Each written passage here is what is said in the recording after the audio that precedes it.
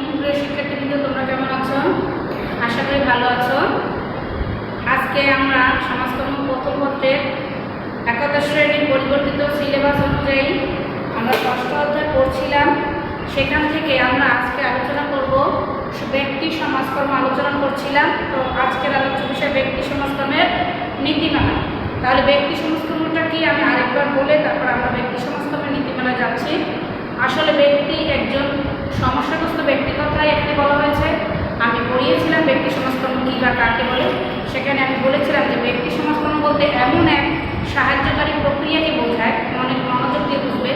ব্যক্তি সমাজকর্ম বলতে এমন এক সাহায্যকারী প্রক্রিয়াকে বোঝায় যার মাধ্যমে সমস্যাগ্রস্ত ব্যক্তির সুপ্ত ক্ষমতার বিকাশ সাধন করে এমনভাবে সহায়তা করা হয় যাতে সে নিজেই নিজের সমস্যা মোকাবেলা করে পরিবেশের সাথে সামঞ্জস্য বিধানের মাধ্যমে সুষ্ঠুভাবে ভূমিকা পালনে সক্ষম হয়। তাহলে এই সংজ্ঞাটা সমাজকর্মের সংজ্ঞাটায় অনেকটা মিল আছে।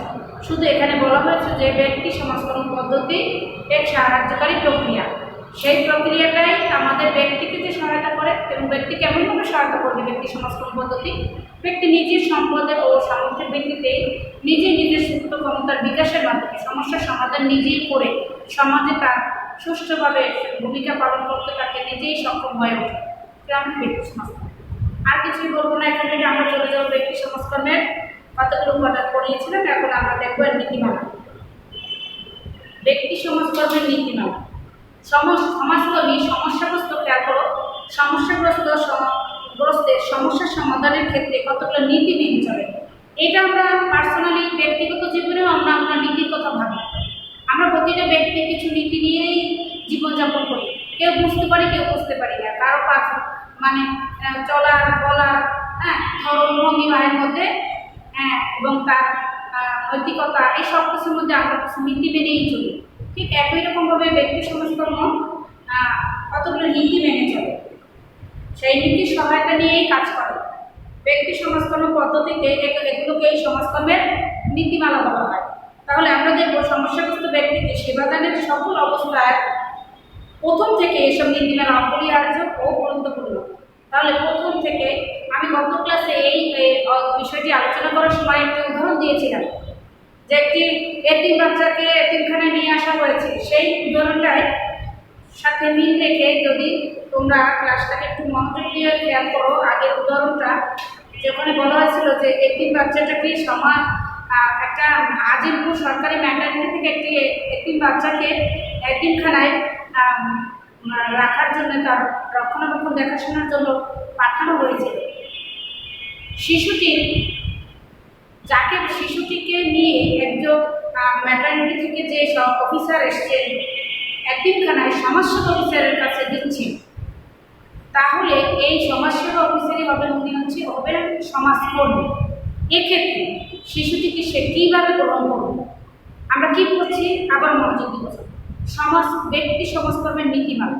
তাহলে এই যে এতিম পিতামাতা পিতৃমাতৃহীন শিশুটিকে এতিমখানায় যে এতিমখানার তত্ত্বাবধায়ক আছে উনি হবেন ওই মুহূর্তের সমাজসেবা অফিসার। তিনি এই এতিম শিশুটিকে কীভাবে গ্রহণ করবেন, এটি আমাদের মূলত গ্রহণ নীতি, ব্যক্তি সমাজকর্মের গ্রহণ নীতি। বইটি সামনে রেখে মনোযোগ সহকারে লেকচারটি শুনবে। সহজ নয় গ্রহণ নীতি। তাহলে গ্রহণ নীতি কি? আমরা ভাববো যে কোনো একজন সমস্যাগ্রস্ত ব্যক্তি যদি কোনো প্রতিষ্ঠান বা কোনো অফিসে কোনোভাবে সে তার সমস্যাকে উপস্থাপন করে বা জানাতে চায়, তখন যার কাছে জানাতে চায় নিশ্চয়ই তার কাছে সে কোনো সহযোগিতা আশা করে। আর যার কাছে সহযোগিতা আশা করে সে কীভাবে ওই অসুবিধাগ্রস্তের কথাগুলো গ্রহণ করে, তাকে কীভাবে গ্রহণ করে, তার কথাগুলো মনোযোগ সহকারে শুনে কি শুনে না, ভাবে কি ভাবে না, তার সাথে আচরণটা কেমন করে, এইটাই আমাদের গ্রহণ নীতি। তাহলে আমি দেখো, গ্রহণ নীতি ব্যক্তি সমাজকর্মের অত্যন্ত গুরুত্বপূর্ণ একটি নীতি। সমাজকর্মী সমস্যাগ্রস্তকে কীভাবে গ্রহণ করে তার উপর অনেকাংশে সমস্যার সমাধান নির্ভর করে। দেখো, মাদক নিরাময় কেন্দ্রে একজন মাদকাসক্ত 18 বছর অথবা 15 বছরের একটি ছেলেকে তার পরিবার মাদকাসক্ত হয়ে গেছে সামাজিক কোনো না কোনো সমস্যার কারণে, পারিবারিক সমস্যার কারণে। সেই ছেলেটিকে মাদকাসক্ত কেন্দ্রে যখন নিয়ে যায়, তো ছেলেটি তো আসক্তই থাকে, সেক্ষেত্রে সে তো সাধারণ আচরণ করে না। তো তখন মাদক নিরাময় কেন্দ্রের যে অফিসার তাকে যে গ্রহণ করবে সেই গ্রহণটাই হবে সমস্যাগ্রস্ত ব্যক্তির সমস্যা সমাধানে অনেকাংশে নির্ভর করবে। এবং তা যখন দেখবে যে আমার কথা কেউ শোনে, সেই মাদকাসক্ত ছেলেটি বা এতিমখানার শিশুটি যখন দেখবে যে তাকে খুবই গুরুত্ব দিচ্ছে, তার কথা শুনছে, তাকে সহযোগিতা করার জন্য খুবই ভালো ব্যবহার করছে, তখন সমস্যার সমাধান অনেকাংশে সহজ হয়ে যায়। এটাকে বলা হয় ব্যক্তি সমাজকর্মের নীতিমালা। এমনভাবে সমস্যাগ্রস্ত ব্যক্তিকে গ্রহণ করতে হবে যাতে সে সহজেই সমাজকর্মীর সাথে তার সমস্যাগুলো খুলে বলে, মানে পার্টিসিপেট করে, অংশগ্রহণ করে, এবং খুলে বলার ফলে সে সমস্যাগ্রস্ত ব্যক্তির তথ্য সংগ্রহ করে, স্টাডি করে তার সুস্থতার জন্য, সমস্যা সমাধানের জন্য সহজভাবে এগিয়ে যেতে পারে এবং তার কখনো একজন সমাজকর্মীকে সমস্যা সমাধানের জন্য বেগ পেতে হয় না। এটাই হচ্ছে গ্রহণ নীতি। এই ক্ষেত্রে দেখো, সমাজকর্মী যদি সম্পর্ক গড়ে না তোলে সমস্যাগ্রস্ত ব্যক্তির সাথে, তাহলে সেক্ষেত্রে তার প্রতি মক্কেল বলা হয় সমস্যাগ্রস্ত ব্যক্তিকে। আগে বলছি, মক্কেলের বিরূপ মনোভাব বা দৃষ্টিভঙ্গির সৃষ্টি হবে। ফলে মক্কেল কখনো সমাজকর্মীর নিকট প্রয়োজনীয় তথ্য প্রদান করবে না এবং সহযোগিতা করবে না।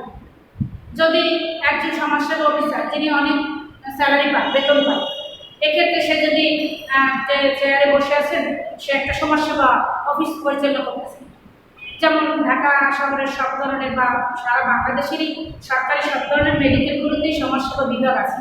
আর এই সমাজসেবা বিভাগে যে অফিসার থাকেন, সমাজসেবা অফিসার, তিনি হন মূল সমাজকর্মী। তার কাছে সরকার থেকে বরাদ্দ থাকে অর্থের, বস্তুগত অবস্থাগত সব মেডিকেলগুলোতে ওষুধপত্র থেকে শুরু করে অসুবিধাগ্রস্ত ব্যক্তির জন্য সবই বরাদ্দ থাকেন। সেক্ষেত্রে এই সমাজসেবা অফিসার যদি মক্কেল বা সমস্যাগ্রস্ত ব্যক্তিকে সুন্দরভাবে গ্রহণ না করেন, তাহলে তার সমস্যার সমাধান করা সহজ হয় না এবং সমাধান করা অনেক সময় যায় না। এটা বলা হয়েছে যে যদি গ্রহণ সুন্দরভাবে করেন তাহলে কি করবে, এক্ষেত্রে মক্কেলের অনুভূতি, সবলতা, দুর্বলতা, মর্যাদা প্রভৃতি সহ বিভিন্ন বৈশিষ্ট্যকে বুঝে নিয়ে এই মক্কেলকে গ্রহণ করতে হয়। এর ফলে মক্কেলের আন্তরিকভাবে গ্রহণ করলে তিনিও ব্যক্তি সমাজকর্মীর আন্তরিকভাবে গ্রহণ করবে। এই পারস্পরিকতা গ্রহণের মাধ্যমে উভয়ের মাঝে পেশাগত সম্পর্ক সূচনা করবে। তাহলে আমি আজকের ক্লাসে উদাহরণ দিলাম, আর এই ব্যক্তি সমাজকর্মী পড়ার সময় আরও একটা উদাহরণ দিয়েছি। আমার একটা স্টুডেন্ট কথা বলেছিলাম গত একটা ক্লাসে, তখনও তোমরা ওই ক্লাসগুলো যদি যারা পড়ে থাকো দেখবা যে স্টুডেন্টরা ফর্ম ফিল আপ করতে পারেনি, কিন্তু যখন স্টুডেন্টরা কিন্তু আমাকে কলেজে কথাটা বলেন, ওই স্টুডেন্টরা কিন্তু আমার বাসায় দিয়েছে, গিয়ে আমাকে বলেছিল যে আমি ফর্ম ফিল আপ করতে পারিনি, টাকা অসুবিধা। তাকে যে সমাধান আমি দিয়েছি বা চেষ্টা করেছি, সমস্যাগ্রস্ত ব্যক্তি সে কি শারীরিক অসুস্থ না মানসিক, তার কোনোটাই না, সে অর্থনৈতিকভাবে সমস্যাগ্রস্ত। তাহলে ওই স্টুডেন্ট যখন আমার বাসায় গিয়েছে, আর আমি যদি তখন তার সাথে বলতাম যে কলেজের স্টুডেন্ট, তুমি কলেজে থাকবে, আমাকে যদি তোমার কোনো কিছু বলতে হয় কলেজে বসে বলতে, তুমি কেন আমার বাসায় এসেছো, এই কথাটা যদি বলতাম, তাহলে স্টুডেন্টরা কথা বলতো, সহজভাবে চরমভাবে মন খারাপ করে সে চলে যেত। তাহলে ওই মুহূর্তে একটা আমার স্টুডেন্ট আমার কাছে একটা সমস্যার কথা খুলে বলেছে, আমি অর্থনৈতিকভাবে সহযোগিতা না করতে পারি, আমি আমার পড়ার মাধ্যমে করার চেষ্টা করবো, আর তাকে এমনভাবে মানসিকভাবে বোঝানোর চেষ্টা করবো, সান্ত্বনা এমনভাবে দিব সে যদি ভেঙে না পড়ে, সে যাতে তার যে ক্ষমতা আছে সেই ক্ষমতা নিয়ে দাঁড়িয়ে থাকতে পারে। আর এই গ্রহণ নীতিটি হচ্ছে এরকম সুন্দর একটি দৃষ্টিভঙ্গি, সুন্দর একটি আচরণ। এটি যদি একজন সমাজসেবা অফিসার, যিনি সমাজকর্মীর ভূমিকায় অবতীর্ণ হবেন, কাউন্সিলর, সে যদি অসুবিধাগ্রস্ত বা সমস্যাগ্রস্তকে সাদরে গ্রহণ করেন, তাহলে সমস্যাগ্রস্ত ব্যক্তি সহজভাবে তার সমস্যা খুলে বলবেন, তার সাথে কথা বলবেন, অংশগ্রহণ করবেন, কীভাবে সে অসুবিধায় পড়েছিল সেটি সে জানতে পারবেন, সহজভাবেই সমস্যার সমাধান করা সম্ভব। এই হলো আমাদের একটি পয়েন্ট। আমি একটু পিছনে সামনে এবং বিস্তারিত বলেছি গ্রহণ নীতিটা। এই নীতিটা যদি যারা শুনবে বা বুঝবে, তাহলে অটোমেটিকলি পরের নীতিমালাগুলো সহজ হয়, পরবর্তী নীতিমালাটা ইজি। যোগাযোগ নীতি, এটি কি ব্যক্তি সমাজকর্মের একটি গুরুত্বপূর্ণ নীতি। এখানে যোগাযোগ শব্দটি তথ্য আদান প্রদান অর্থে ব্যবহৃত। তথ্য আদান প্রদান আমরা বুঝেছি, আমি যে গ্রহণ নীতি বলেছি সেক্ষেত্রে যে ব্যক্তি সমাজকর্মীর সাথে যে কথাবার্তা বলেছেন, এক্ষেত্রে উনি যে কেসটা লিখেছেন বা স্টাডিটা করেছেন বা পয়েন্ট আউট করেছেন, সেই প্রেক্ষাপটে তথ্য আদান প্রদান গ্রহণ করা, তথ্য গ্রহণ করবেন অথবা তার যোগাযোগ করবেন তার পরিবারের সাথে, করে তথ্য কী করবে, তথ্য কাট করবে, অর্থাৎ মক্কেল বা ব্যক্তি সমাজকর্মীর মাঝে সমস্যা সমাধান সম্পর্কিত বিভিন্ন ধারণা, অনুভূতি ও চিন্তা ভাবনার আদান প্রদানকে বোঝায়। যখন খুব হাসি দিয়ে একজন একজন রোগীকে ডাক্তার যদি একটু হাসি দেয়, ডাক্তারের রুমে যখন একটু রোগী ঢুকবে তখন যদি ডাক্তার একটু অ্যাটিটিউডটা খুবই সফট করে নেয় এবং হাসি দেয়, তাহলে রোগীর সব কিছু বলাটা সহজ হয়ে যায়। আমরা যারা এই সাধারণ মানুষ, আমরা যখন কোনো ওষুধ নিয়ে অসুস্থ হয়ে ডাক্তারের শরণাপন্ন হই, তখন কিন্তু বিষয়টা একটু ব্যতিক্রমী। বাংলাদেশের প্রেক্ষাপটে প্রায় ২,৫০০-২,৫০০-এর বেশি রোগীর অ্যাগেনিস্টে একজন ডাক্তার। এই প্রেক্ষাপটে ডাক্তাররা বেশি রোগী দেখার কারণে বিরক্ত হয়। কিন্তু মেডিকেল সোশ্যাল ওয়ার্ক বলে একটা ট্রাক তোমাদের আছে এই সমাজকর্মী, এই বিষয়টাকে বোঝানো হয় যে আসলে যদি ডাক্তারের অ্যাটিটিউডটা শুরুতে একটু ভালো হয়, তাহলে রোগীর বলাটা সহজ হয় এবং রোগী তার সমস্যাগুলো খুলে বলতে পারে। আর যদি একটি বিষয় সম্পর্কে ভালোভাবে শোনা যায়, তাহলে তার ঔষধটাও ডাক্তার ভালোভাবেই লিখবে। তো এরকম উদাহরণ তোমরা বিভিন্ন সময় আত্মীয় স্বজন নিজেরা যখন ডাক্তারের কাছে যাবে, দেখবে যে ম্যাক্সিমাম ডাক্তাররা ভালোভাবে কথা বলতে পারে না, ভালো চোখ দেখাতে পারে না, খুবই কম। আমরা যে বড় মানুষ, আমরা কি কম সময় ডাক্তারের কাছে গিয়েছি? অনেক যাচ্ছি, এখনও যাচ্ছি, সব অতীতেও গিয়েছে, খুব কম চোখে পড়েছে। ১-২ জন ভালো করে সুন্দর করে জিজ্ঞেস করে কী হয়েছে, কীভাবে বলো ওষুধটা, শুরুটা কি, সমাধানটা কেমন হবে, কিছুটা বুঝিয়েও বলে প্রেসক্রিপশনের সাথে। ঠিক এরকমই ব্যক্তি সমাজকর্মীর মাঝে সমস্যা সমাধান সম্পর্কিত বিভিন্ন ধারণা, অনুভূতি ও চিন্তা ভাবনা আদান প্রদানকে বোঝাবে যোগাযোগ নীতি। তাহলে এই যোগাযোগ নীতির ক্ষেত্রে কি বলা হয়েছে? আমি ডাক্তার উদাহরণ দিলাম যে গ্রহণ নীতিটা যত ভালো হবে, যোগাযোগ নীতিটা তার চেয়ে আরও ভালো হবে। গ্রহণ নীতির উপরেই রোগীর অ্যাটিটিউডের পরিবর্তন ঘটবে এবং সে তার সমস্যাগুলো তুলে ধরবে। ব্যক্তি স্বাতন্ত্র্যকরণ নীতি। এই ব্যক্তি, তুমি, আমি, আমরা যে ব্যক্তি, যে আমাদের মধ্যে যে সমস্যাগ্রস্ত ব্যক্তি, তার আলাদা কিছু ব্যাপার আছে। একটি ছেলেকে যখন 14 বছর 15 বছর একটি ছেলেকে যখন বন্ধু বান্ধবের পাল্লায় পড়ে সে আসলে মাদকাসক্ত হয়েছে, তাকে যখন তার পরিবার বুঝতে পেরে গার্ডিয়ানরা যখন নিরাময় কেন্দ্রে নিয়ে গেছে, তখন দেখা গেছে যে তার কিছু ইচ্ছা পরিবার শোনেনি কখনো, তার কিছু অনুভূতি, তার কিছু আবেগ, এই বিষয়গুলো থাকে। এগুলো না শুনে সে গুরুত্ব দেয়নি তার গার্ডিয়ান বা পিতামাতা। দেখা যাচ্ছে 2জন জব করে, ছেলের আবেগ অনুভূতির প্রতি কোনো গুরুত্ব ছিল না। সেক্ষেত্রে দাম্পত্য কলার কারণে ছেলেকে বাইরে বন্ধু বান্ধবের সাথে মিশিয়ে হয়ে গেল। এক্ষেত্রে ব্যক্তি স্বাতন্ত্র্যকরণের যে নীতি বলে কথা আছে, ব্যক্তি সমাজকর্মী ব্যক্তি এই স্বতন্ত্র বৈশিষ্ট্য, আলাদা আলাদা যে তার ইচ্ছা অনিচ্ছা বৈশিষ্ট্য থাকবে, সেগুলোকে আলাদা আলাদাভাবে বিচার করবে। একটি নিরাময় কেন্দ্রে অনেকগুলো অসুবিধাগ্রস্ত থাকবে, যেমন রোগী। একটি এতিমখানায় অনেক এতিম বাচ্চা থাকবে, প্রতিটা বাচ্চা বা প্রতিটা মানসিক রোগীর কি বৈশিষ্ট্য এক না, আলাদা আলাদা বৈশিষ্ট্য। এই বৈশিষ্ট্যগুলোকে বিচার বিশ্লেষণ করবেন, তার কী ইচ্ছা অনিচ্ছা ছিল, অনুভূতিগুলোকে গুরুত্ব দিবেন সমাজকর্মী, দিয়ে আলাদা করে চিন্তা করবেন। যার যেরকম ইচ্ছা অনিচ্ছা, গুরুত্ব, সামর্থ্য, ক্ষমতা, ওই অনুযায়ী সমাজকর্মী তার সমস্যা নিয়ে কাজ করবেন এবং বিশ্লেষণ করবেন এবং সমাধানের চেষ্টা করবেন। এই জাস্ট ব্যক্তি স্বাতন্ত্র্যীকরণ মানে হচ্ছে যেই ব্যক্তিদেরকে নিয়ে আমি কাজ করবো তাদের সবার বৈশিষ্ট্য বা ইচ্ছা অনিচ্ছা এক নয়, এটাকে আলাদা করে যার যেরকম আগ্রহ, ইচ্ছা, ভালো লাগা, ভালো অনুভূতিগুলোকে জেনে সেই অনুযায়ী সমাধানের জন্য চেষ্টা করবে একজন সমাজকর্মী। একটি ছোটো বাচ্চা এখানখানায় আসছে, তার সাথে খুব আদরের সহিত খুবই সুন্দর, বাচ্চাদের সাথে আমরা যেরকম ব্যবহার ভালো করি সেরকম একটি ব্যবহারের মাধ্যমে তাকে তার সমস্যার সমাধান দেওয়ার চেষ্টা করতে হবে। একটি টিনেজের ছেলে বা মেয়ে মানসিক সমস্যা হলে তার সাথে খুবই সুন্দর একটি ব্যবহার করতে হবে।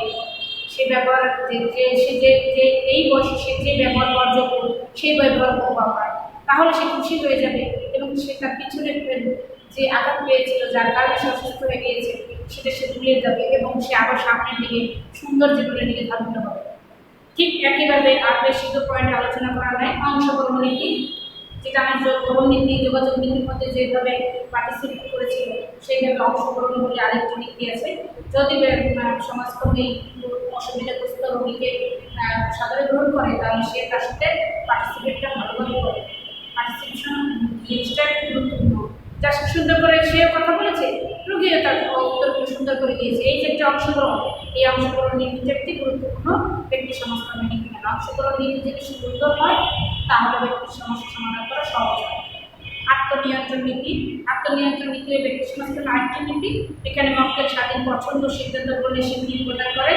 নীতির অগ্রাধিকার দিয়ে থেকে আত্মনিয়ন্ত্রণ মক্কেলের নিজের অধিকার, সমস্যা সমাধান প্রক্রিয়া। এই নীতি মক্কেলকে তার ভালো মঙ্গল সমস্যার সমাধান সম্পর্কে চিন্তা ও মতামত প্রভৃতি সম্পর্কে সিদ্ধান্ত দিয়ে থাকে। এরপরে হচ্ছে গোপনীয়তার নীতি। আমার যে একটা স্টুডেন্টের সমস্যা আমাকে বলেছে, এখন যদি সেই স্টুডেন্টের নাম বলি, আমি ক্লাসে এসে সবাইকে তাকে নিয়ে হাসাহাসি করি যে দেখো এই স্টুডেন্টে বলছে ছেলেকে ফর্ম ফিল আপ করতে পারে না, তার টাকা নেই, এভাবে যদি আমি ইনসাল্ট করি, আমি তো একজন টিচার মানে সমাজকর্মী, সমাজসেবা অফিসার। এই প্রেক্ষাপটে আমি যদি আমার স্টুডেন্টকে এইভাবে আমি ইগনোর করি, আমাকে বলা করি, হ্যাঁ সে হয়তো আমাকে নির্ভরযোগ্য মনে করছে, সে হয়তো আমি একটি ভালো একটি বুদ্ধি বা পরামর্শ প্রদান করবো। এক্ষেত্রে যদি ক্লাসে এসে সব সঙ্গে তাকে হাস্য ঠাট্টার মধ্যে দিয়ে নেই, তাহলে স্টুডেন্টরা কীভাবে মানসিকভাবে ভেঙে পড়বে, এটা বুঝতে পারছি না। সেই জিনিসটা বলেছে গোপনীয়তা নীতি। সব অফিস, সমাজসেবা কেন্দ্র, অফিস, মাদক নিরাময় কেন্দ্র, এতিমখানা, ডে কেয়ার সেন্টার, যত জায়গায় সেবা প্রদান করা হচ্ছে আমাদের, সেই সেবা স্থলগুলোতে গোপনীয়তা একজন রুগীর ডিটেলসগুলো সমাজসেবা অফিসার তার নিজের কাছে গোপন রাখবে এবং সেই অনুযায়ী সমাধান নেবে। যদি আরেকজনের কাছে বলে যায় তাহলে রোগী ক্ষিপ্ত হয়ে যাবে, রাগ করবে, সে আরেকবার তার সব সমস্যা কী কারণে হয়েছিল তা বলতে চাইবে না। বুঝতে পারছি মনে হয়। এই গোপনীয়তা নীতি এবং সচেতনতা নীতি, সমাজকর্মে আত্মসচেতনতা নীতি, এইভাবে আমাদের নীতিমালাগুলো। একটি কোশ্চেনের মধ্য থেকে আমি অনেক কিছু বোঝানোর চেষ্টা করেছি উদাহরণের মাধ্যমে। এই প্রশ্নটা পড়লে, এই কোশ্চেনটা বোঝার চেষ্টা করলে আমাদের এরপরে ব্যক্তি সমাজকর্মের পরে আমাদের দল সমাজকর্ম আছে, সমষ্টি সমাজকর্ম আছে, স্টেপ বাই স্টেপ এগুলো খুব সহজ লাগবে বুঝতে। আজকের ক্লাসে মনোযোগ দিয়ে করো, অন্য সমস্যাগুলো কীভাবে সমাধান করে নীতিমালাগুলো, উপাদানগুলো আলোচনা করবো, ইজি হবে। তাহলে আজকে এই ক্লাসটা এই পর্যন্তই। নেক্সট ক্লাসে আলোচনা করবো ব্যক্তির সমস্যার সমাধান প্রক্রিয়াটা। আজকে পর্যন্ত আবার